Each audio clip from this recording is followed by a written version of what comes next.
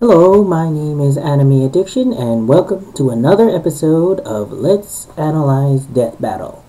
Today's episode will feature the death battle between Goku versus Superman, probably the most controversial death battle of the entire series. Now, since this will be an extraordinarily long episode, I may suggest that you might want to pull up a chair, get something to drink, or something to snack on as you view and analyze this death battle with me.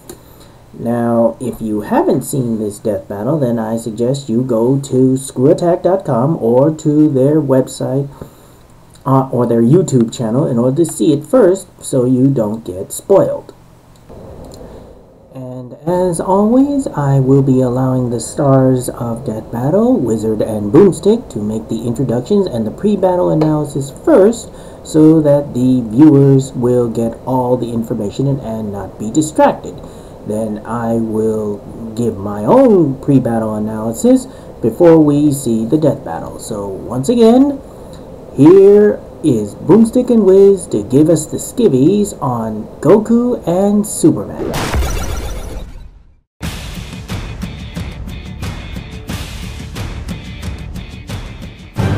Born to dying races and sent to brave new worlds, these two alien saviors are legendary. And everybody wants to know who would kick whose ass in a fight. And I mean everyone. Goku, the tenacious Super Saiyan. And Superman, the Man of Steel. To ensure no questions are left unanswered, we will be acknowledging every official resource for both combatants. Though the original writings hold precedence, no mistranslations allowed. Also, as he was retconned and rebuilt in 1986, we will be examining the modern Superman. Considering Supes pre-86 could make up new superpowers on the fly and destroy entire solar systems by sneezing, probably a good idea. He's Wiz and I'm Boomstick. And it's our job to analyze their weapons, armor, and skills to find out who would win a death battle.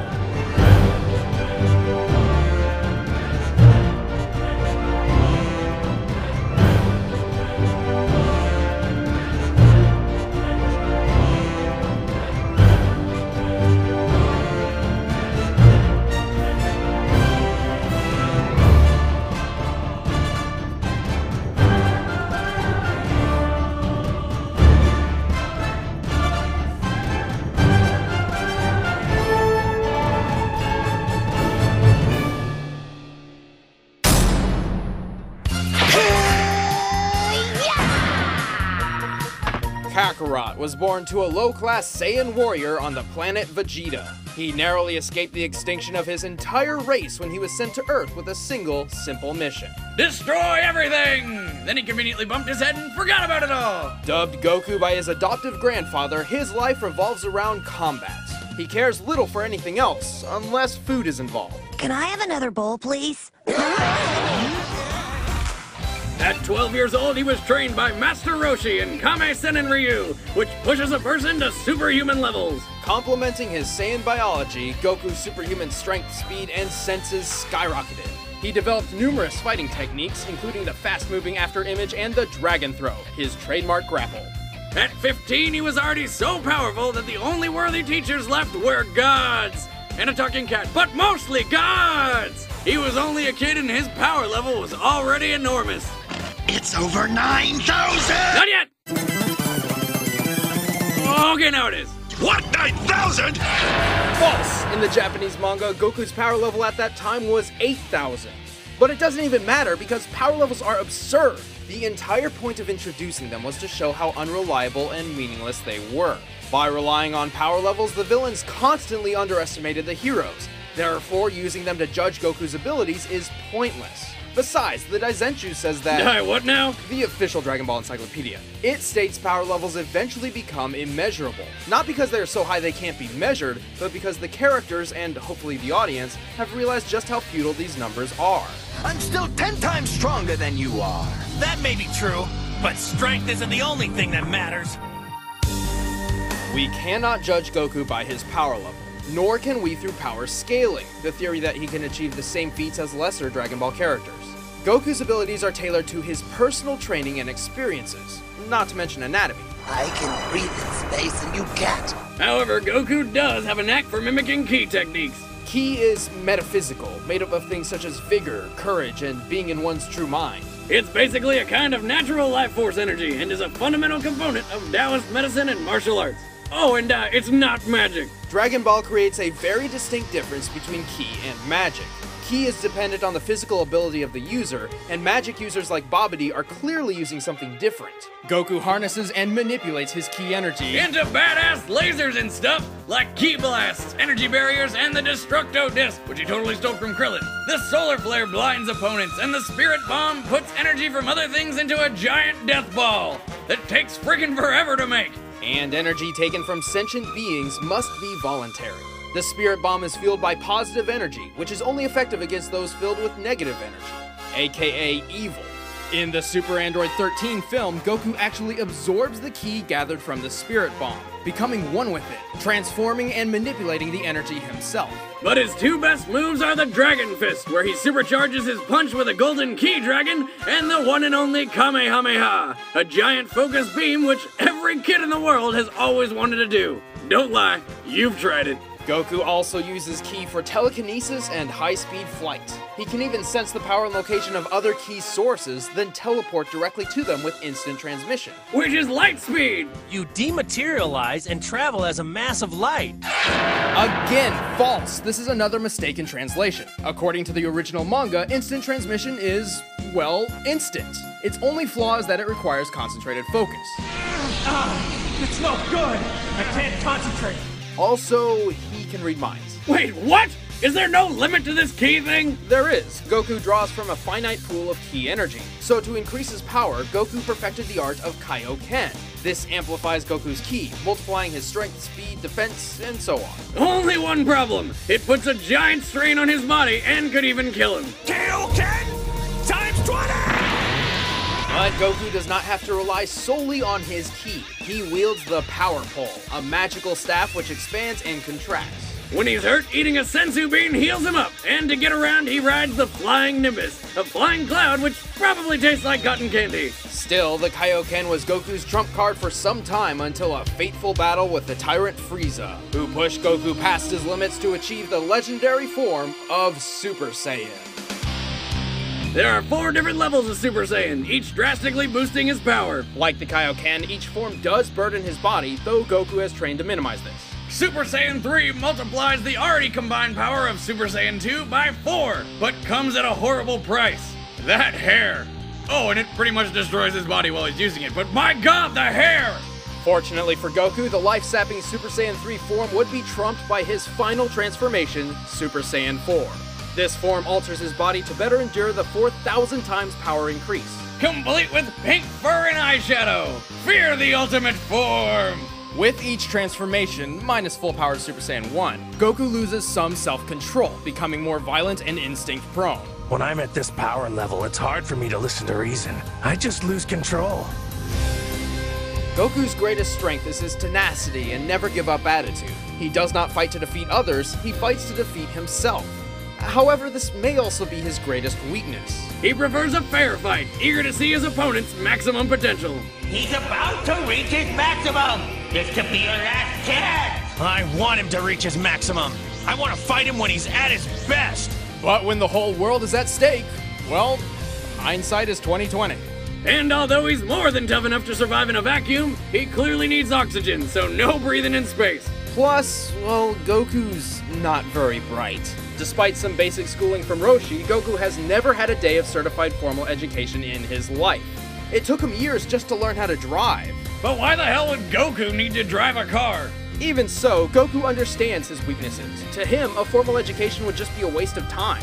He is already a genius when it comes to martial arts. And even if he does get the hell beaten out of him, he improves with every fight. And that is what Goku is all about. He thrives on becoming stronger and bursting limits, and has overcome every obstacle in his way. Even marriage. Goku might just be the greatest martial artist in fictional history. What are you? I am the hope of the universe. I am the answer to all living things that cry out for peace. Allied to good, nightmare to you!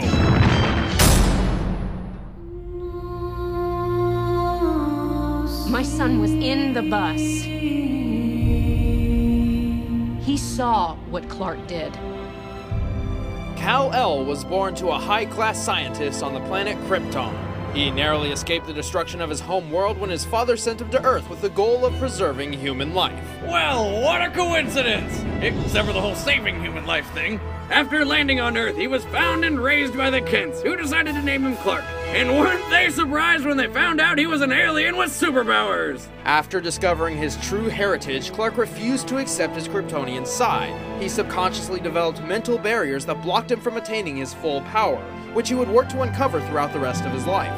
Stupid power-limiting brain? After graduating college in 2 years and traveling the world as a secret superhero, Clark moved to the city of Metropolis as an investigative reporter, and donned the red and blue to publicly announce his presence as the Superman, defender of truth, justice, and the American way, until he renounced his American citizenship.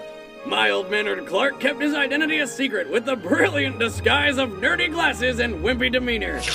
Oh, I'm sorry. Proving that people only see what they want to believe. Boomstick, that's surprisingly profound. Since then, his power's been pretty inconsistent, mostly due to the writers doing whatever the hell they please. Well, there is a legitimate explanation. Superman's powers are dependent on the ultrasolar rays of the sun. By absorbing yellow or blue sunlight, his power rises. However, he cannot absorb sunlight from a red star. So, if you take away a yellow sun, you slowly take away Superman's powers.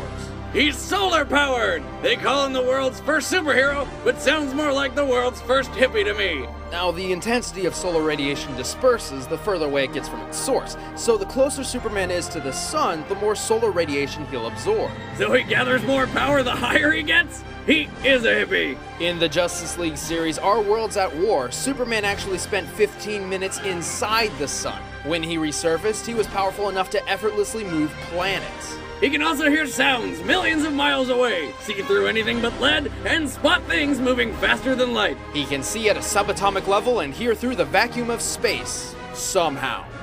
He can even see your soul. What? It happened. Well, weird abilities aside, Superman can freeze his enemies in ice or create hurricanes just by breathing. And to top it all off, he shoots laser beams from his eyes. His heat vision can be expanded to encompass anything within Superman's sight and reach temperatures hotter than the sun. He can incinerate entire planets in a staring contest. However, heat vision does drain his solar power much faster than any other ability, especially when he amps it up. And with precision, heat vision can reach microscopic levels invisible to the human eye. Heat vision. Focus through your pupils like a scalpel. Instant lobotomy. Superman can vibrate his body fast enough to phase through attacks, even turn invisible. By vibrating to just under light speed, Superman can use the infinite mass punch. This speed causes the relative mass of his fist to increase immensely and hits with the force of a supernova, which explodes at a force of 10 octillion megatons. Thanks, Fact of the Day calendar. In comparison, this is the Tsar, the most powerful bomb mankind has ever tested. 50 megatons. So that punch is like 200 septillion super nukes. That's 24 zeros, bitches. Superman is not only strong, but a genius with a super brain that can process information thousands of times faster than an average human. He is capable of strategic fighting even while traveling 8 times the speed of light. He's an expert in disabling opponents through pressure point combat, and once fought demons in Valhalla alongside Wonder Woman and Thor. For 1,000 frickin' years! He's even learned how to protect his mind from telepathic attacks. I heard your telepathic shout before, but my mind is protected from anything deeper by a series of psychic blocks. Best I've seen, too. He also studied 2 Kryptonian martial arts, Torquasm Rao and Torquasm Vo. Orgasm what now? Torquasm Rao is a hard martial art in which Superman enters the Theta state, a real-life phenomenon in which a person becomes extremely receptive to information and instinct. Torquasm Vo is a mental martial art, with which Superman can fight off mind domination and illusions, or even counterattack. In order to master all his powers, Superman needed to break through his own self-created mental blocks. Like how when he was younger, he believed he needed to eat food and breathe oxygen like humans, when he can really just survive on solar energy alone, like some weird plant man. And thanks to some intense training from Mongol II, he managed to tear these barriers down and become the true Superman. capable of amazing feats. Yeah, like when he obliterated an F5 tornado with a round of applause, or when he was the filling for a planet sandwich, or held a mini black hole in his hand. Oh, or the time he dragged the frickin' Earth around. Superman has survived some pretty crazy things, like when cold gas hit him with 15 supernovas to the face. That was like 15 suns exploding in his face. I just said that. Exaggeration? Maybe, but he has survived other supernovas before. When he takes a hit, his super dense molecular structure and bioelectric aura protects him and his suit. Holy crap, he sounds invincible. Not exactly. His solar energy can be depleted over the course of a battle if he takes too much damage or remains out of sunlight for too long. This is how the monster Doomsday was able to kill him. Oh, sorry, not kill, put him into a healing coma. He also has several specific weaknesses, like the famous kryptonite, radioactive fragments of his home world which bring him to his knees. Any prolonged exposure will eventually kill him. He also has no special resistance to magical attacks. And he always gets all hung up on doing the right thing, even if it makes his life miserable. He does not fight for himself, but to protect others. Even the buildings in Metropolis are more valuable to him than his own life. Most of the time. Point is, Superman spends more time defending the city than actually improving his own abilities. But remove all those pesky feelings about saving people and look out! I feel like I live in a world made of cardboard, always taking constant care not to break something, to break someone. What we have here is a rare opportunity for me to cut loose and show you just how powerful I really am. Wow, now that was a very long and extensive pre-battle analysis for both characters, and I am impressed with all the research done by the Death Battle team in order to make this episode. Now, as for my own pre-battle analysis, let's begin with the Super Saiyan Goku.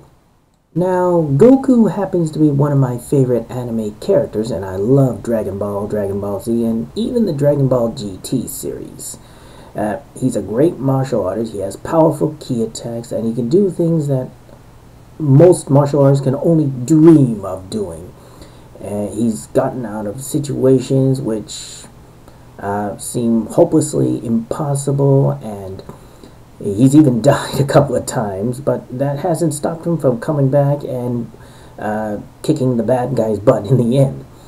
And the entire cast of DBZ and Dragon Ball and whatnot here, they're all so lovable, and if you can get past some of the more perverted natures of some of the characters, you'll pretty much get hooked on the entire series after watching the first 2 or 3 episodes. I certainly did, and that's one of the reasons why I'm called Anime Addiction, because I love anime. Now, as for his matchup against Superman, he's going to give Superman a good run for his money. That much I can say. Now, as for winning against the Man of Steel, well, to be perfectly honest, even though he's got enough power to just to wreck cities and even devastate a planet, I don't really think he's going to have what it takes to overcome the Man of Steel. Now, as for Superman, well, who hasn't heard about the Man of Steel? I mean, he can fly, he's super strong, he's got heat vision, he's got several other types of vision, he's got a super breath, he's pretty much invulnerable to just about everything. And he too is been known to do the impossible and overcome almost insurmountable odds. And yes, I've seen him die too. I've read The Death of Superman, and also read several of the other story arcs that were mentioned in the pre-battle analysis by Boomstick and Wizard. And as for his matchup against Goku, well, it'll be one alien against the other, and in this case, I think that the alien from Krypton will have the advantage, only because of the multitude of powers that he has and how they are fed by the sun rather than the inner ki that Goku has for his abilities. Now, the reason why I kept my side of the pre-battle analysis short is because Boomstick and Wizard had covered so much about the characters of Goku and Superman that they pretty much covered everything, so there's not much more that I could add to it in order to see or, well, there's just not much more I can add to it. That's all there is to it. So, as I said before, I think that Superman has the advantage over Goku, and not that I have anything against Goku or anything, but I'm being purely objective, and this is purely based, my decision is purely based on the facts, and only the facts. I'm not letting any fanboyism or any bias in this decision that I think that Superman is going to win this fight.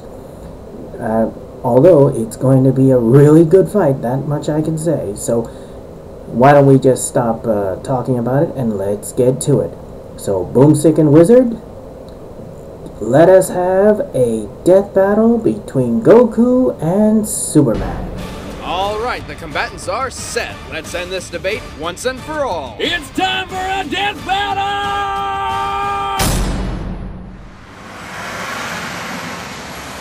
Look, it's a bird! It's a plane! It's gonna kill us! I hate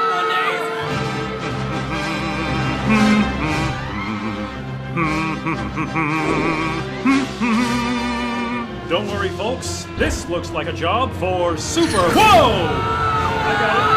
I got it! Earlier today, Superman heroically rescued Metropolis from disaster once again. The Man of Tomorrow saved a downed airliner which would have crashed. Superman, huh? Wow, he looks really strong. What, that pretty boy ass clown? Please, I could kill him with my eyes closed. Even faster than that stupid transforming hedgehog. Just look at him, wearing his underwear on the outside. I bet it chafes. Don't be so sure. I sense him. He's strong. Stronger than anyone I've ever fought. Are you serious? Finally, someone as strong as me! I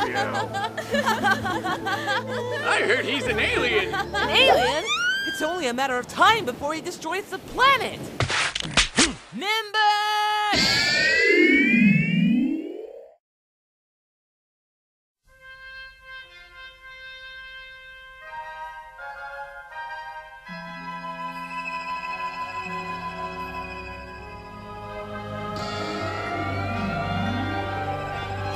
Hey there! Hello. You look pretty strong. Let's fight! Fight? Well, that's not really what I do.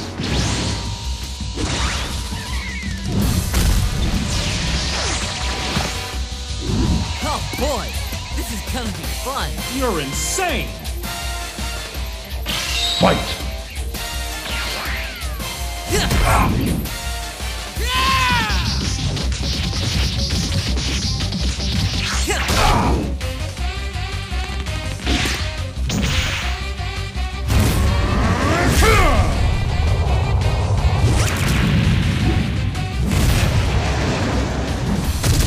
You're out, Max. Give up! I'll pass! I'll what?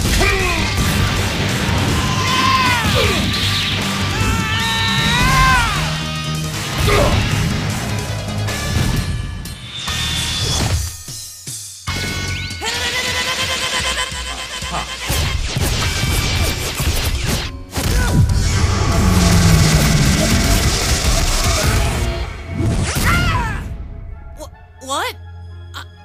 I can't move. So, you're an alien too, huh? What did you do to me? Pressure points. Didn't work at first, but my X-ray and microscopic vision let me find your body's weak points. You won't be going anywhere. What is that? Ah, Sensu Beam. Want one? No. I'm ending this. Now. What?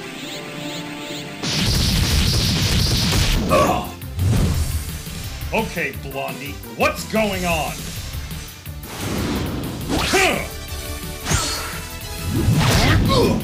I am Son Goku! And I am a Super Saiyan!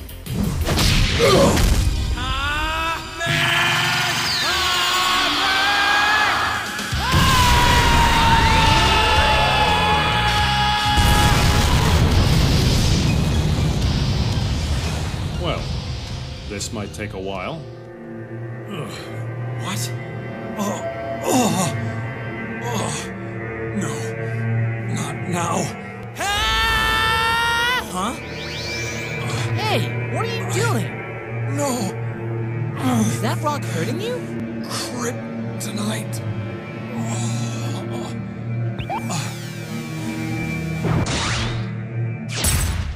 There. Okay, let's go. What? Why? I want to beat you at your best. It's no fun if it's not fair. Gee, thanks.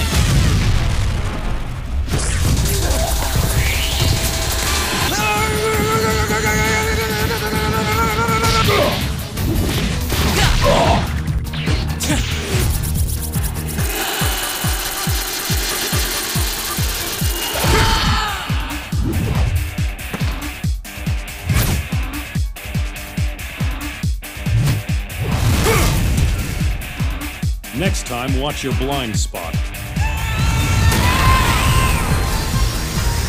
Huh. Deja vu.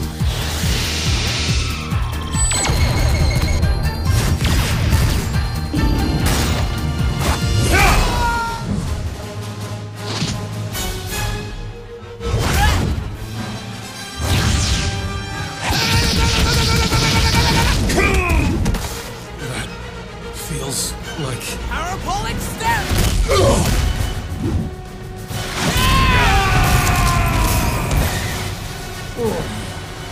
Magic. The game's not as fun when you're losing, is it? Game? You think this is a game? I haven't even begun to play.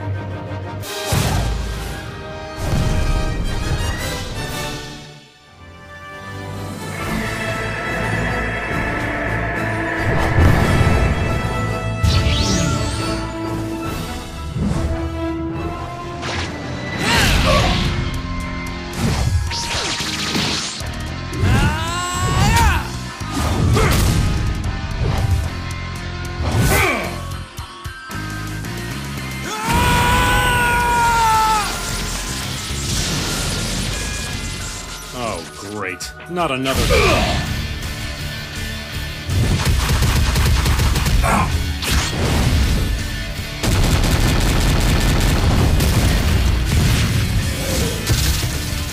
He can even keep up with Super Saiyan 3. What makes him so strong? Attacking my mind, huh?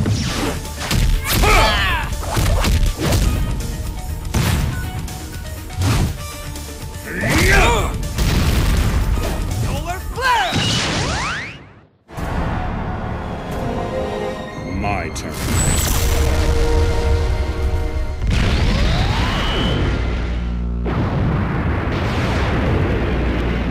I've got a bad feeling about this.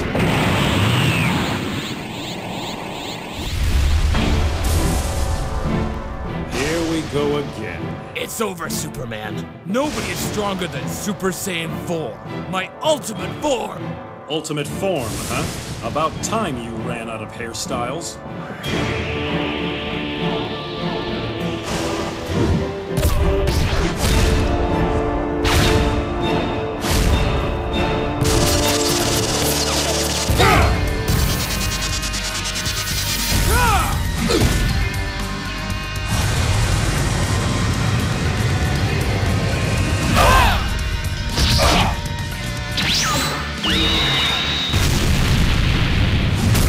Don't have much left in me.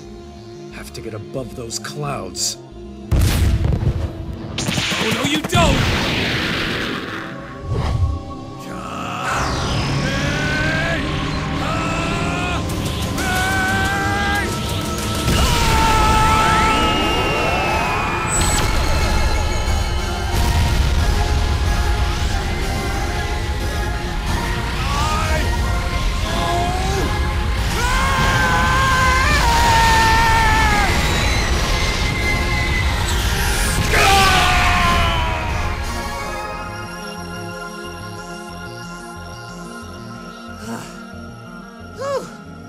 That's it. Good fight. Wait, there's no way. He's still alive. It's the sun. He's using the sun. but I'm drained. Son, lend me your energy!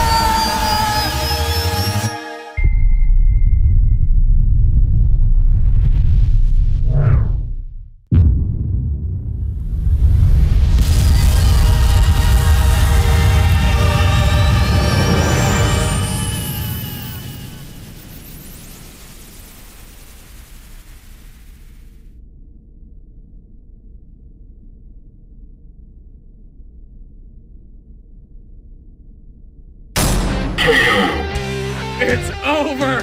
It's finally over! We never have to hear about it again! Indeed. Superman may not be as tenacious as Goku, but sometimes tenacity only prolongs the inevitable. Superman's power is insane! He can even patch up holes in reality just with his own static electricity. Goku did not understand Superman's connection to the sun and would not think to teleport him to a red star. Even if he did figure it out, he would run the risk of teleporting him to a blue star, which actually increases Superman's power. And if Goku destroyed the sun, the supernova would blast all the way past Mars and incinerate him. So it ultimately comes down to who is stronger, faster, and tougher. The force needed to move an object out of the sun's orbit by 1% is about 1,000 times less than the object's mass. The Earth weighs in just under 6.6 sextillion tons. This means Superman is strong enough to move 6.6 quintillion tons. But since his solar power can rise infinitely, this is nowhere near his maximum strength. You're lifting 200 quintillion tons. That's 3 times your record. While being timed by Max Lord, Superman flew to the sun and back in less than 2 minutes. That's 9.4 billion kilometers per hour. Not to mention he was fighting Wonder Stripper the whole time. True, so it's likely he can go faster. According to Batman, he can fly at least 17 billion kilometers per hour. And nobody argues with Batman. The Man of Steel can survive the impact of multiple supernovas, each with about 10 octillion megatons of force. So Superman's feats and skills are definitively measured.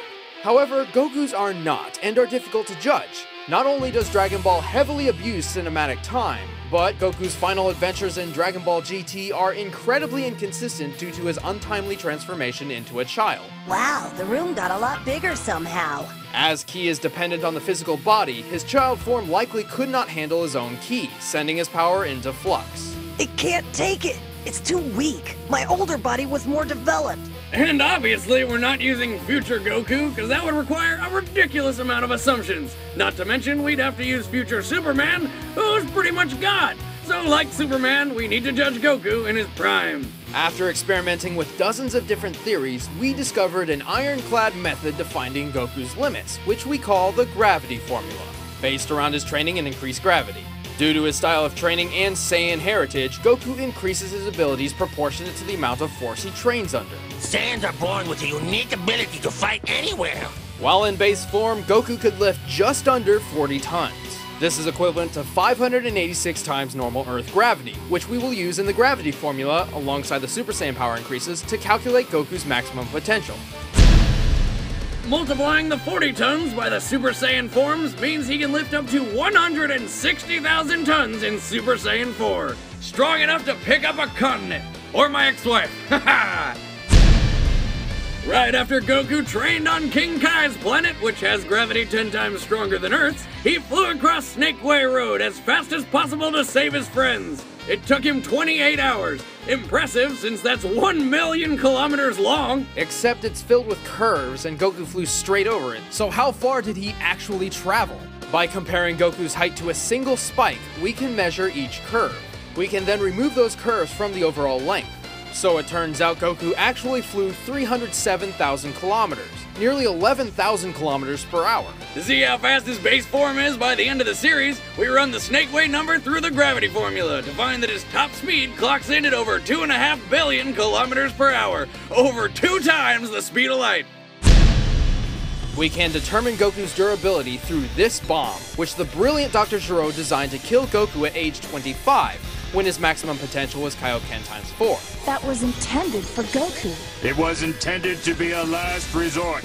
Scans of the bomb display a TNT measurement of 657. Bulma says the bomb could destroy the Earth, so this is likely measured in quadrillion megatons, since it takes at least 53 quadrillion megatons of force to destroy the Earth. So in his final form, Goku can survive up to nearly 35 sextillion megatons.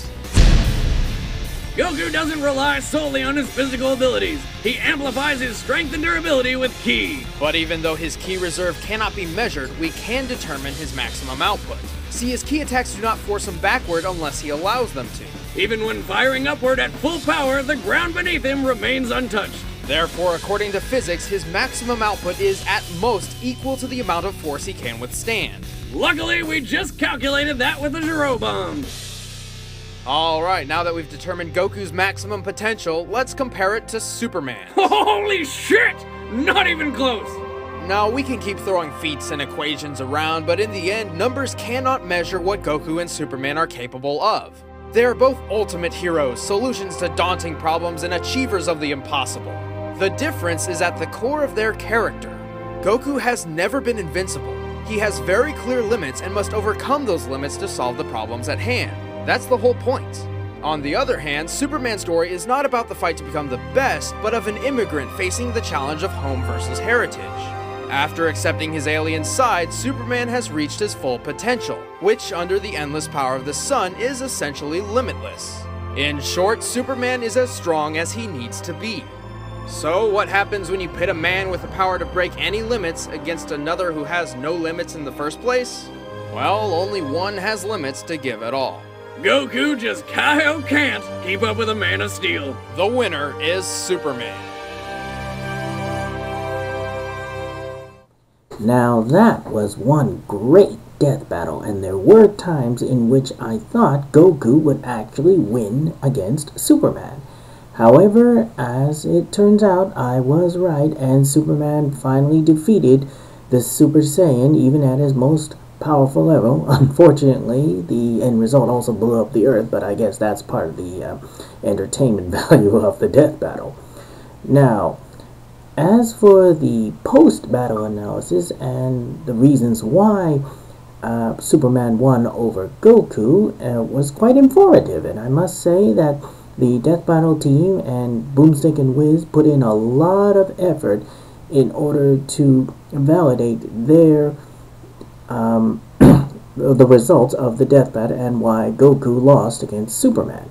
Now, I will probably admit there are probably a lot, and I mean a lot, of Dragon Ball Z fans shouting out foul and saying that the numbers weren't right and whatnot here. So and I'm pretty certain they're still at it at this point, because I hear that the debate is still going, even though this video is over 2 years old by now here. So, or at least a year and a half old in any case.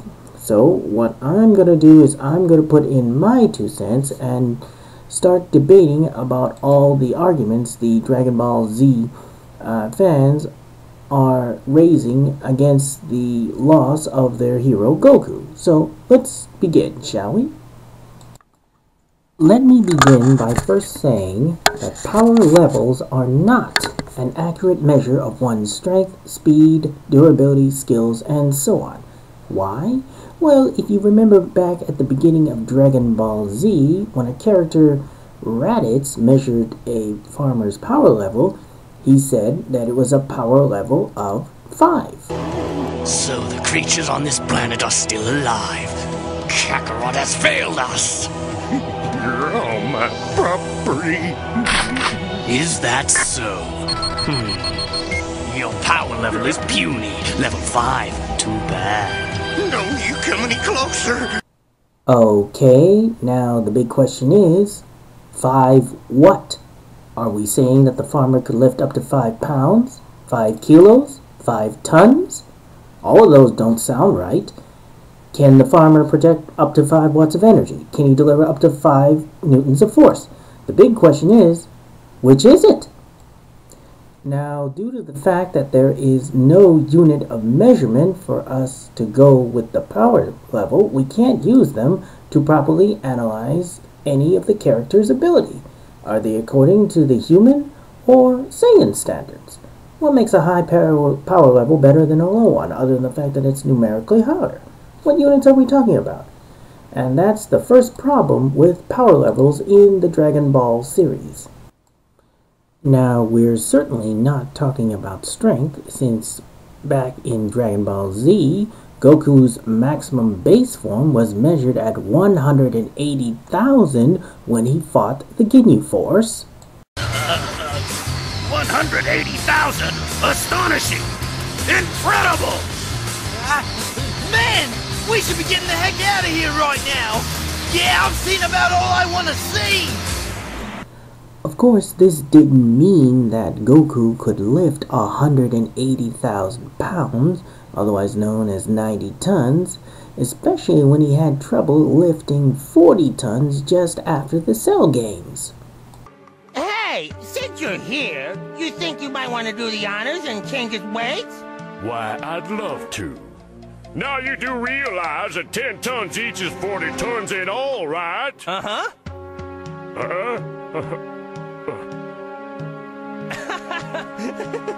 Are you sure you understand? Just change it. Now don't blame me when you get hurt.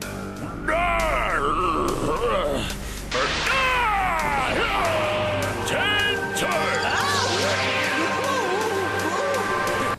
And of course, before that, you do remember when he trained under 100 times gravity, and later on, he did say that his strength had quadrupled. Huh?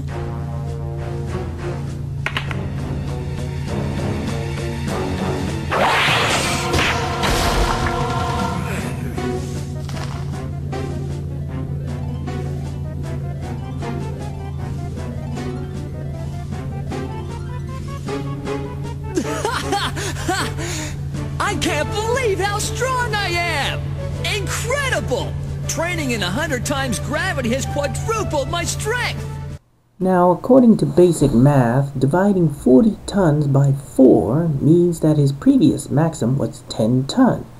But that gives you a problem. As stated in the pre-battle analysis, his power level when he fought Vegeta was over 9,000.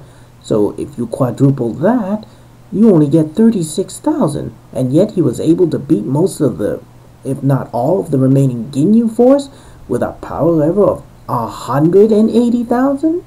Once again, the numbers just don't add up. You can see where I'm starting to go with this, right? You can say that Goku could have a power level of up to 5 million, and I'll still say, okay, 5 billion what?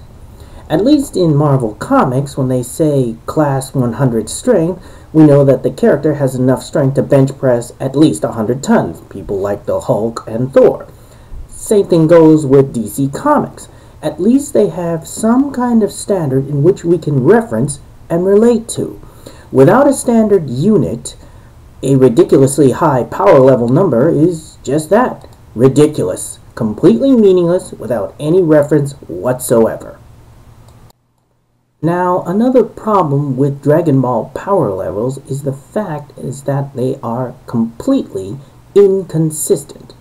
Now, one example is when Bulma used a scouter device on Master Roshi, and he was found to have a power level of 139, while Krillin was found to have a power level of 206. Come on, stand up so I can try this baby out.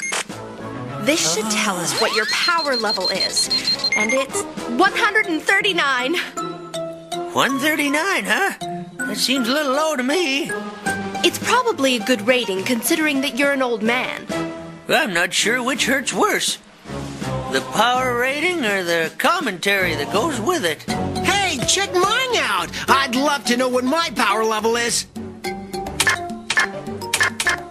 All right, here goes. 206, not bad. Wow, my power level is higher than yours is, Master Roshi. That proves it. The gizmo's busted. You think? I know a way to find out. All right, Tortoise, put up your dukes. I'm gonna check the calibration of this thing. Power level 0.001. Sorry, I'd say it's pretty accurate. Now, I disagree with that particular statement. In the original Dragon Ball series, Master Roshi had blown up the moon. If Krillin has a higher power level than Master Roshi, does that mean that Krillin also has the power to do the same thing and blow up the moon? Furthermore, there was a time in which he faced off against a villain named Frieza, who supposedly had a power level of 1 million at the time, and he managed to cut off Frieza's tail. So, does a guy with only 206 able to hurt a guy with 1 million? That just doesn't... How does that make sense at all?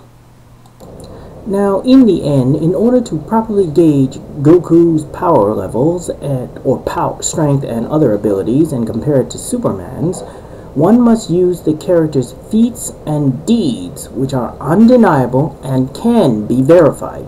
We verified that Superman can push planets. We verified that Goku can lift at least 40 tons in base form. What we can't verify are power levels because A, there are no units in order to refer them to any feats, and B, we cannot verify the numbers themselves since that can only be just boasting by the characters and are highly inconsistent. They don't follow any standard or pattern. And this leads to the gravity formula that Wiz and Boomstick came up with. They gave us an idea of what Goku's maximum potential was in accordance to what he has done, and not because there was of some vague power level. And then they compared those numbers to what Superman has done. These are facts because we know Goku and Superman have done this and that, and we got the numbers to prove it. But it doesn't even matter because power levels are absurd. The entire point of introducing them was to show how unreliable and meaningless they were. By relying on power levels, the villains constantly underestimated the heroes. Therefore, using them to judge Goku's abilities is pointless. Besides, the Daizenshuu says that... What now? The official Dragon Ball Encyclopedia. It states power levels eventually become immeasurable. Not because they are so high they can't be measured, but because the characters, and hopefully the audience, have realized just how futile these numbers are. I'm still 10 times stronger than you are. That may be true, but strength isn't the only thing that matters. We cannot judge Goku by his power level, nor can we through power scaling, the theory that he can achieve the same feats as lesser Dragon Ball characters.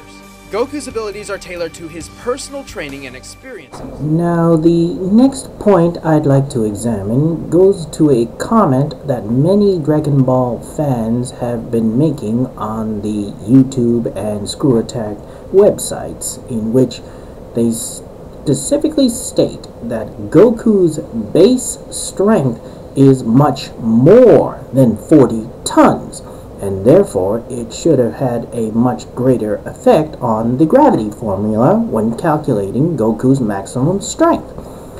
Now, many, if not all the fans begin stating that Goku is able to lift anywhere from 1 million to 1 billion tons, and this goes to the fact that Goku had once lifted and thrown a metal called Kachin. Now, I did find the video for that, so let's have a look at it. After all, this is the Z-Sword. Alright, batter up!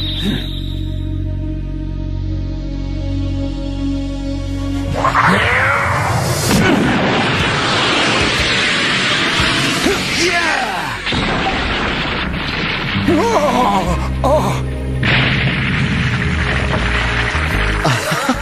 My, that was superb, Gohan. Thank you. Yes, amazing, truly. I think you're ready for a big one, son. Just a minute. How about more density and a little less mass? Huh? Huh? Huh? Here, Goku, catch!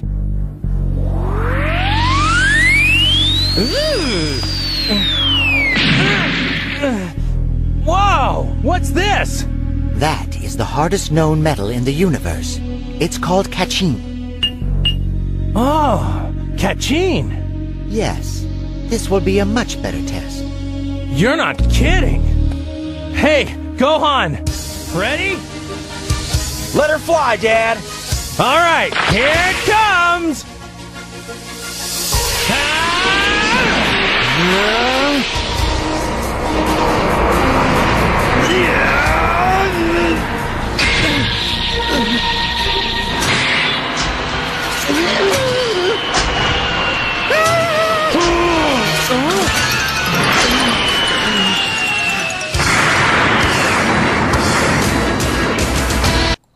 Now, I will admit that was quite impressive. However, it is because of this scene that fans of the series have made an erroneous misconception about Goku's strength.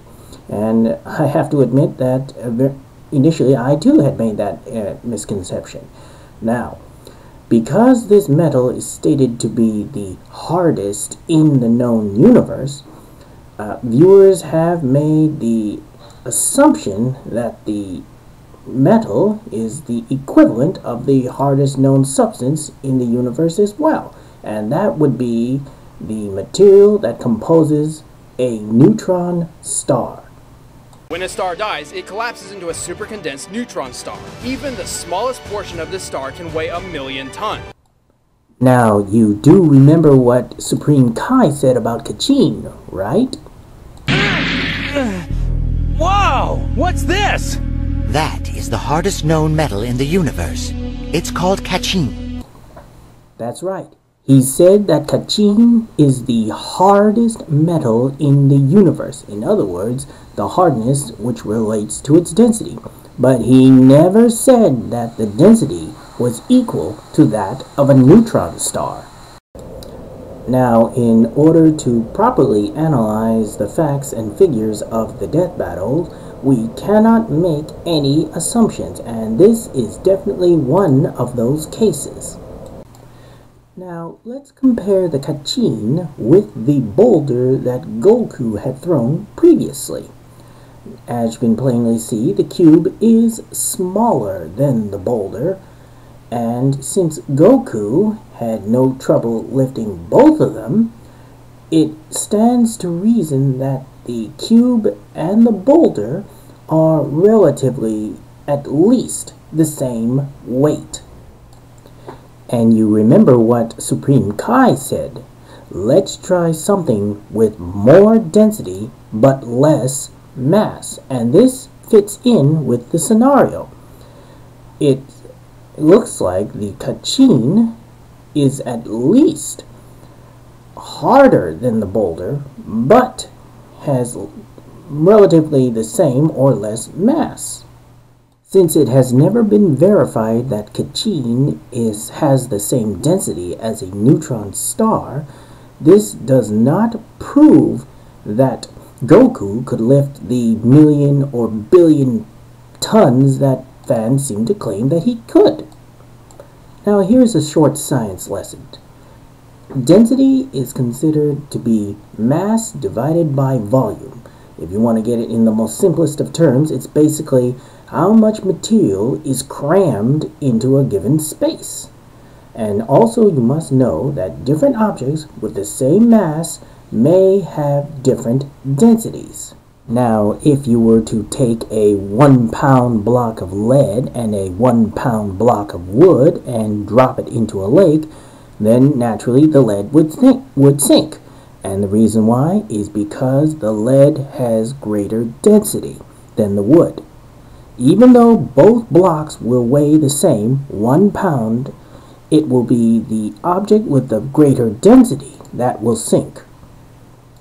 Now, if you took a 2-ton automobile and ran it through a car crusher and turned it into a little cube, the cube has a greater density than the original car, but it still weighs in at 2 tons. In the end, the Kachin test does not prove that Goku could lift more than 40 tons.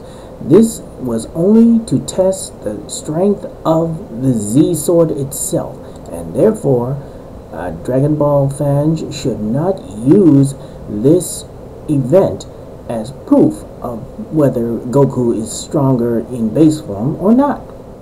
Now, another argument states that Goku was actually lifting more than 40 tons on Grand Kai's planet, since they said that Grand Kai's planet has 10 times gravity, just like King Kai's had, and therefore 10 times 40 would be actually 400 tons. Once again, I must say no, that is not the case. Never has it been verified or even stated that Grand Kai's planet had the same gravitation as King Kai's had. The only thing that was mentioned initially was that Goku had 2 tons of weight on his arms and legs. So, how much weight does he put on? It's nothing really, just 2 tons apiece. 2 tons? And of course, that was later increased to 40 tons. There was no mention of gravity whatsoever in the whole scene, and therefore I am going to discount the argument of Goku being able to lift up to 400 tons when in actuality he was only dealing with 40. Now, another argument that the DBZ fans had was the fact that if Goku hadn't destroyed that kryptonite in the death battle, then he would have won the fight. Well, it is true that kryptonite does weaken Superman. However, there was a point in the battle even sooner in which Superman could have won and may cut the battle even shorter.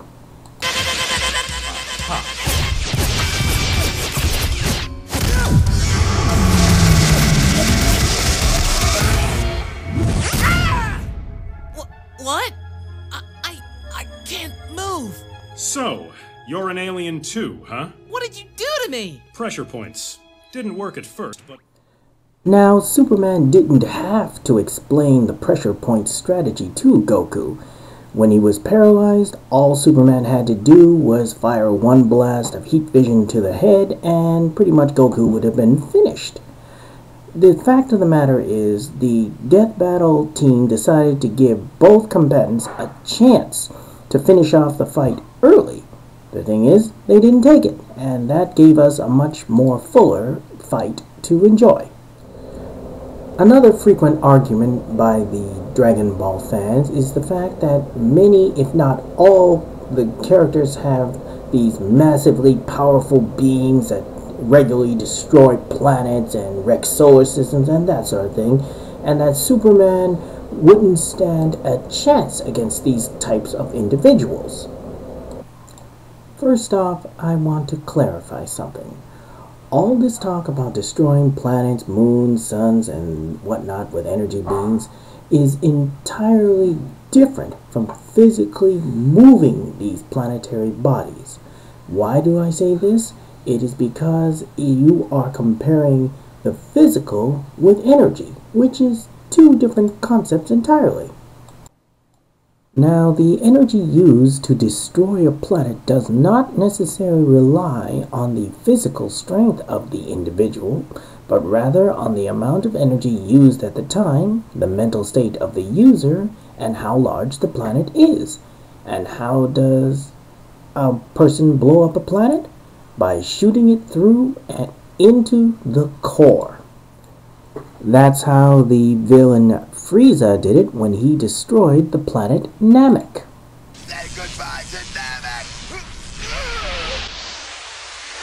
Can't stop it!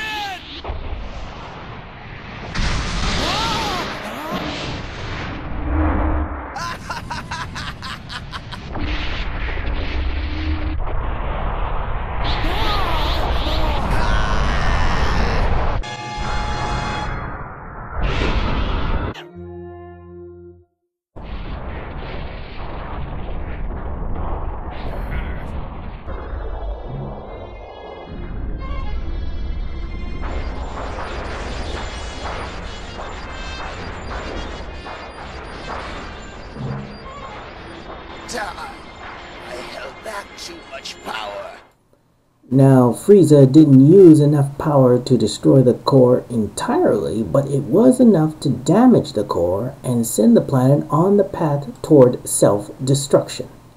Furthermore, Master Roshi and Piccolo destroyed a moon, once in the Dragon Ball series and once in the Dragon Ball Z series, though I'm not really sure how they managed to destroy the same moon in the same continuity. And they did this the same way by shooting directly into the core, causing it to implode. This was done much quicker as the moon is smaller than a planet and destroying its core doesn't take as much energy.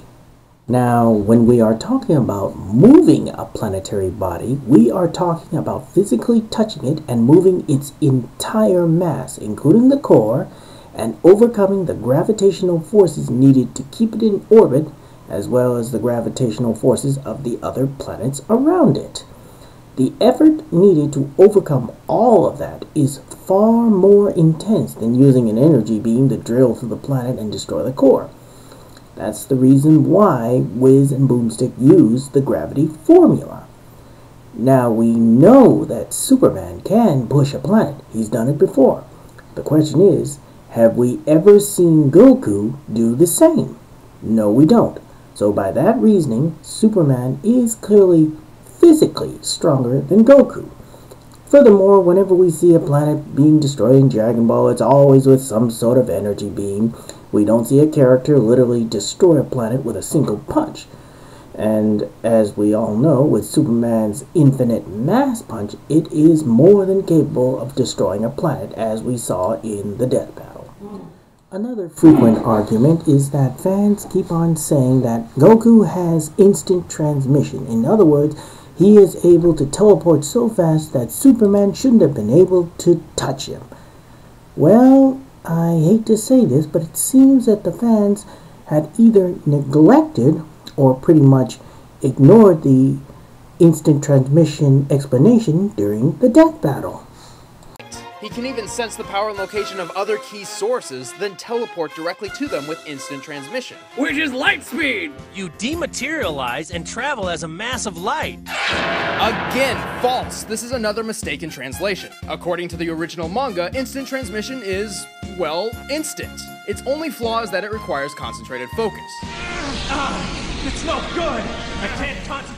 Now, let me explain the weaknesses and limitations fully about instant transmission.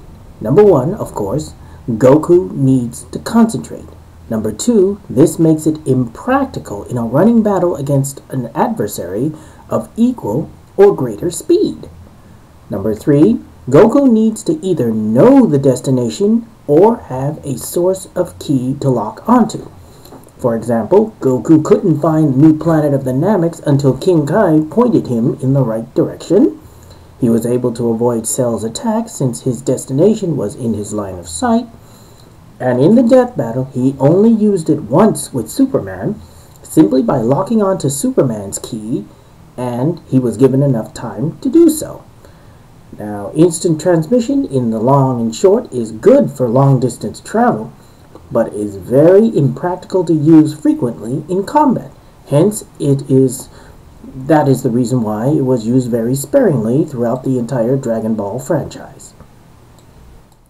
Now, the most frequent argument is one that is showing up on both the ScrewAttack.com and the YouTube websites concerning the new Dragon Ball movie, Battle of the Gods, in which Goku is able to achieve a new Super Saiyan form called Super Saiyan God.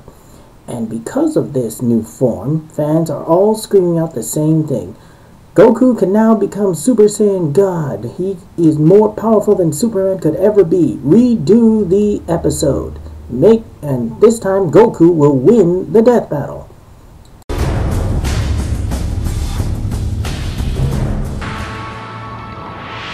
Yes, good. Now you're getting it.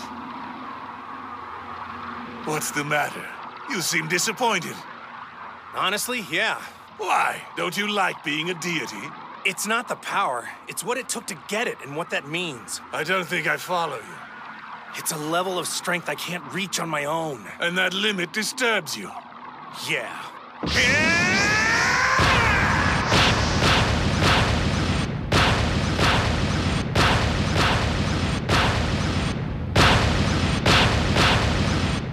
What is that? An earthquake? You say such interesting things, Saiyan.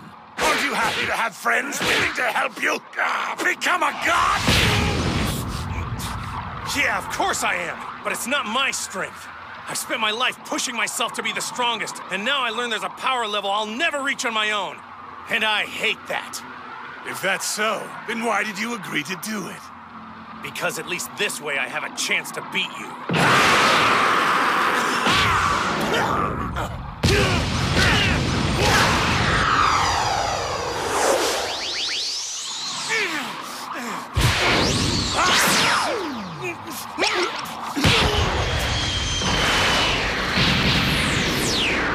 Come on, let's follow them! Right!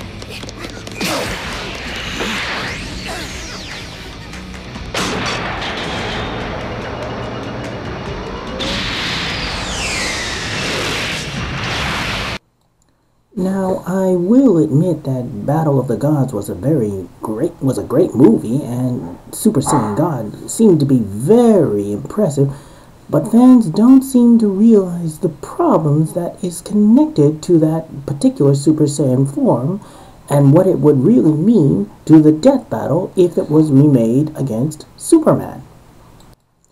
Now, the first problem is the most obvious one. Now, the appearance of Super Saiyan God occurs in the Battle of the Gods movie about 2 years after the death battle debuted.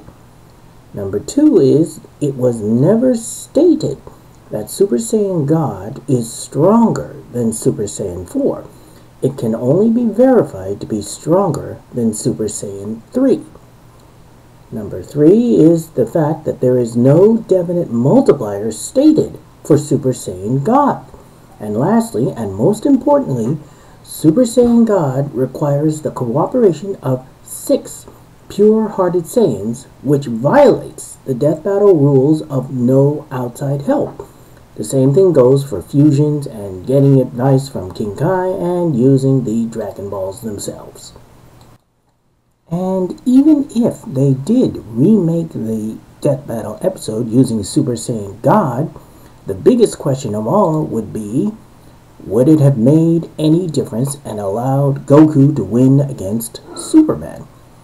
Now, once again, I must stress on facts and figures as well as feats, other and not on fanboy imagination or some outrageous number or even those power levels that we mentioned in the beginning, because they are not facts. They just can't be measured, and therefore they should not have any impact on the final results. So let's go back to that gravity formula that Boomstick and Wiz came up with and see for ourselves.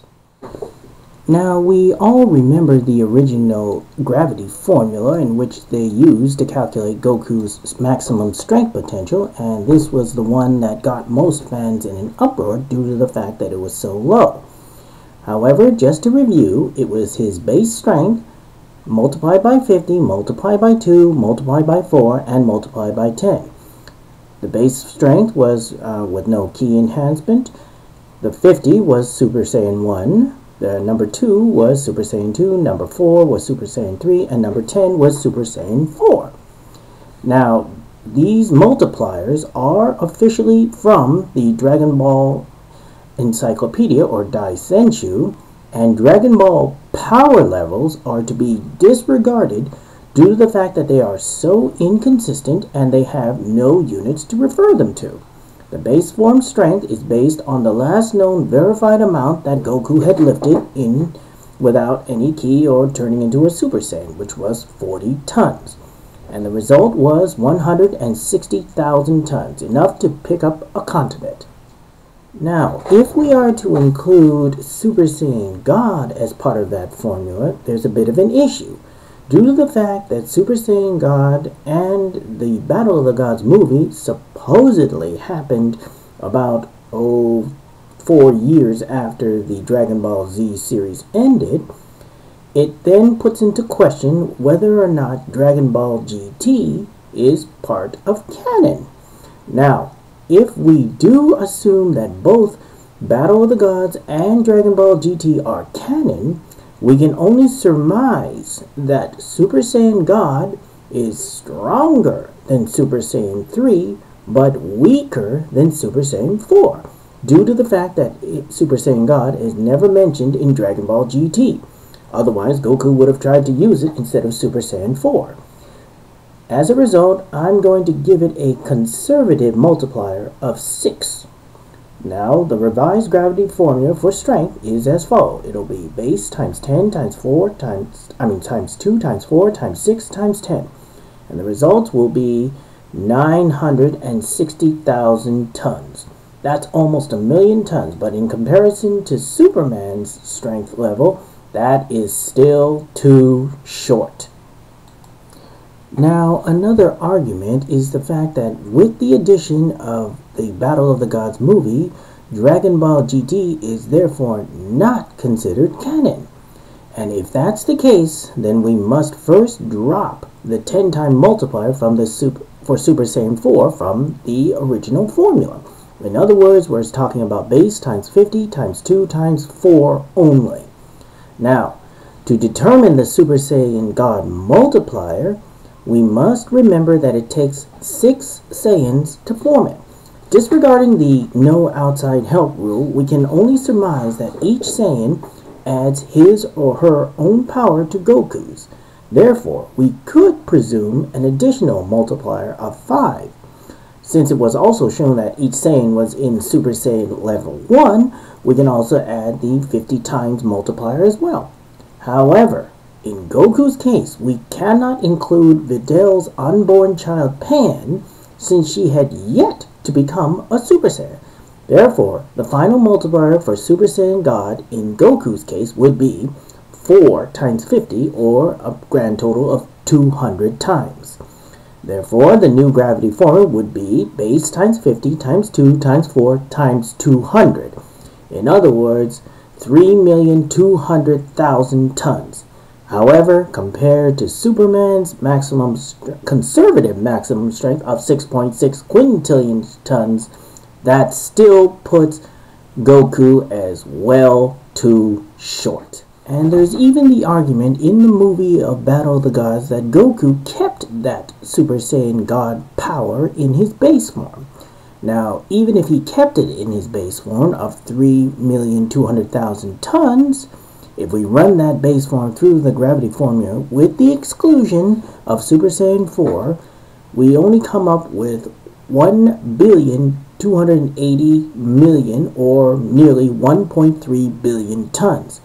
Again, compared to Superman's conservative value of 6.6 quintillion tons, that number still falls too short.